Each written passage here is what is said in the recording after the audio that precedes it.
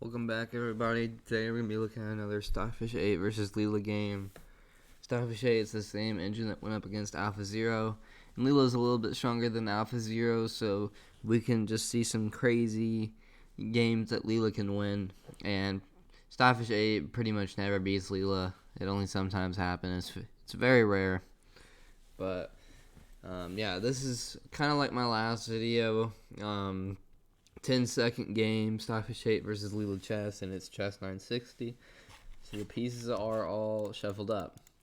This game, we have a very interesting game. It ends with a checkmate in just 34 moves, which is pretty unheard of for engine games.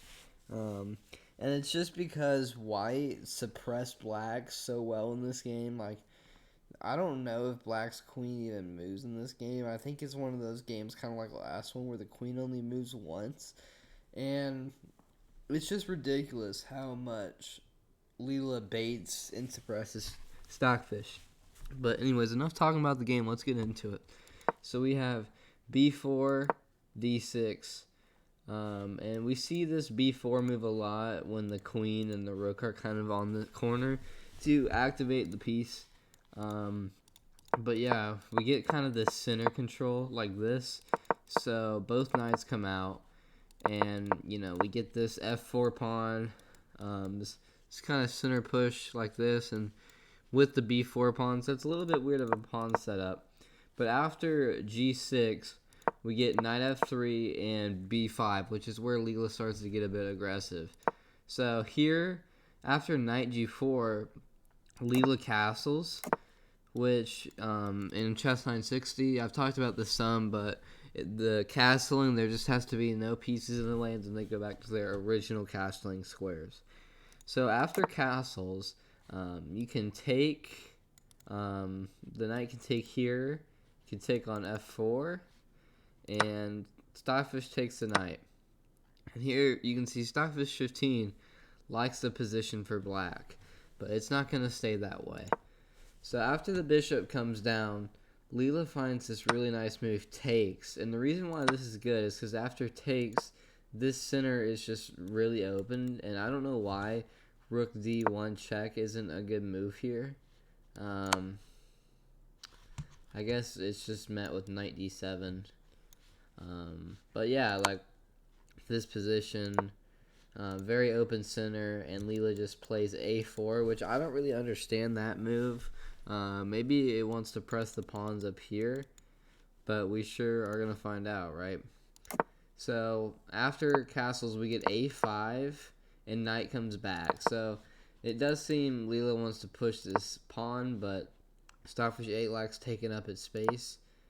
And you can see Stockfish 15 right here thinks the only move to not lose on the spot is knight d4, and now is starting to reconsider knight d2 a bit. But after this knight comes out, we get takes on the pawn. And you obviously can't take because it's defended. But Stockfish 8 does take.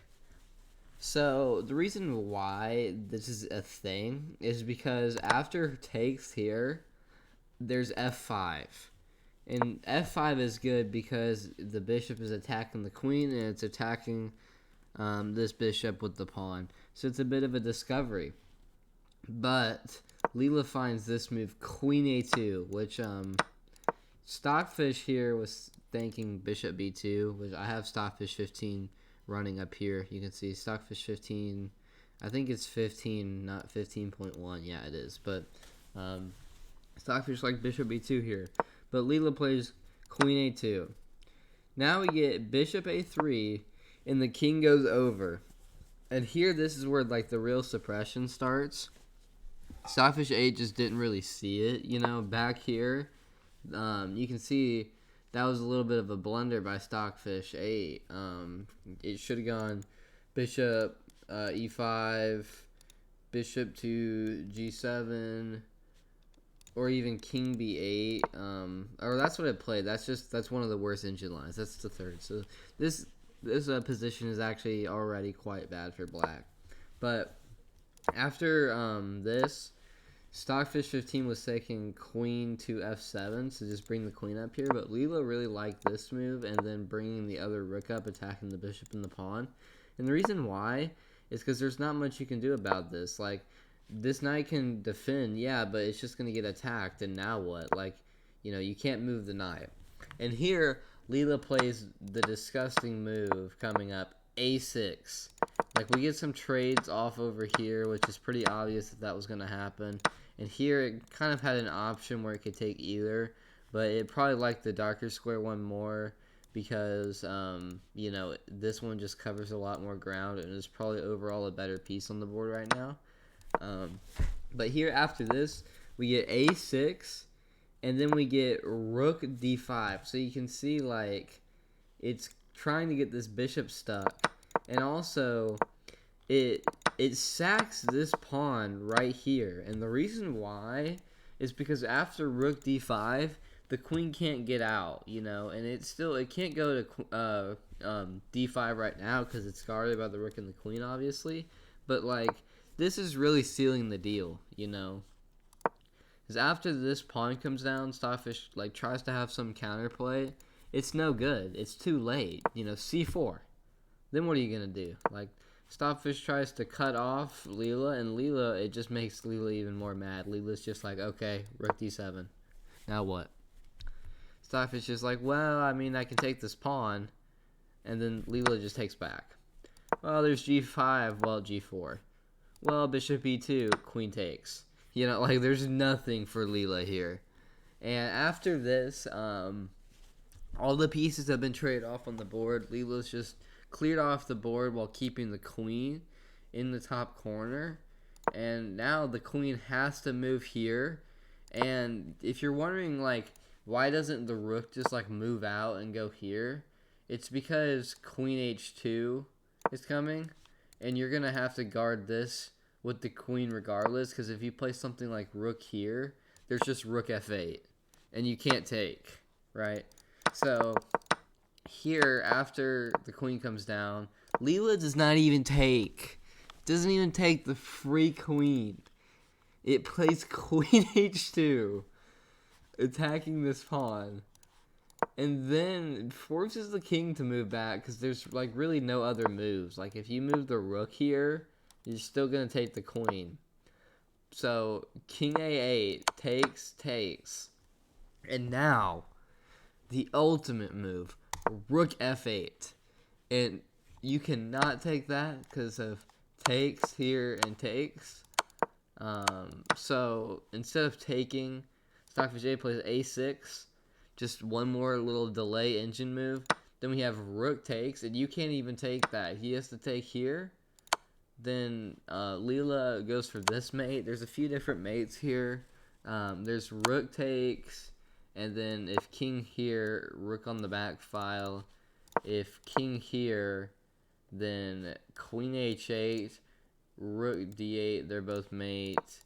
But yeah, Leela goes for this one, forcing the king to a6 and checkmates. And just 33 moves. Absolutely insane game. You can see this queen only moved one time. And, like, look at the suppression. Like, it wants Leela to go into the castle this early. So it attacks on the king side so that it forces Leela to castle on the queen side because of all of this counterplay coming. You know, with the knight and the rook and the queen looking over here. I don't know. That's going to get pretty ugly, right? So it makes that happen. It pushes up all of its pawns. And instead of playing the move bishop b2, it sacks the bishop right here. Which, I mean, it's not fully a sack because you're probably going to lose it either way. But bishop b2 makes it to where, like, if takes here, you just take the bishop. So you can't actually take here. You would have to take the bishop first and then take. But anyways, I'm not going to get on some other line. I just wanted to do a quick recap of the game. But yeah, like, these pawns pushing up, it just sealed the queen's coffin. And, like, the queen never got out. It never got out. And the only move it made was to go here. And the fact that Leela didn't even take it and then it took it next move, it just sacked its rook after that was just insane. So I hope you guys enjoyed this game, and peace out.